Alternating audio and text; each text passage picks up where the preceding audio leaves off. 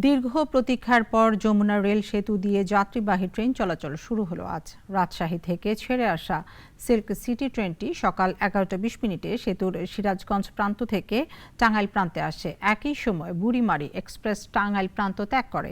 ইতিহাসের সাক্ষী হতে পেরে খুশি ট্রেনের যাত্রীরা। আব্দুল্লাহ আল নোমানের রিপোর্ট, জানাচ্ছেন সিরাজমণি শুভ।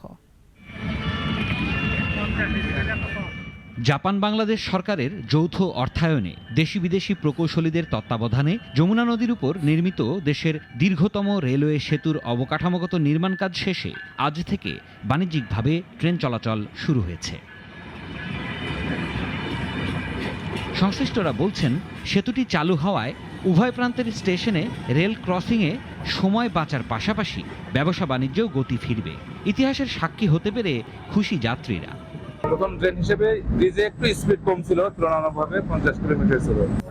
দীর্ঘদিন অপেক্ষার পরে আমরা নতুন সেতুতে পার হতে পারলাম। সয়দাবাদ থেকে ইব্রাহিমাবাদ আসতে আমাদের সম্ভব 20 মিনিটের মতো সময় লাগতো, কিন্তু এই সেতুটা চালু হতে আমাদের সর্বোচ্চ 10 মিনিটের মতো অথবা 7 মিনিটের মতো সময় লাগছে। এতে অনেকটা সময় আমাদের বেঁচে গেল।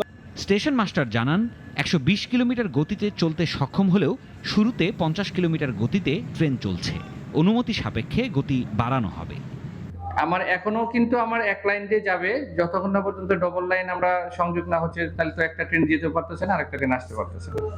সেক্ষেত্রে ডবল লাইনটা আমাদের চালু হয়ে গেলে ট্রেন একটাতে আসবে, আরেকটা দিয়ে যাবে, আমাদের ক্রসিং এর কোনো ঝামেলাটা থাকবে না।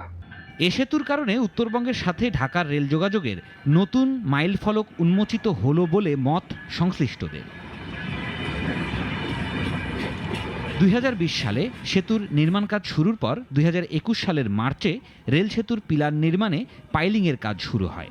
খরচ হয়েছে 16,780 কোটি 96 লাখ টাকা, যার 27.60% অর্থায়ন এসেছে দেশীয় উৎস থেকে, আর 72.40% ঋণ দিয়েছে জাপান ইন্টারন্যাশনাল কোঅপারেশন এজেন্সি।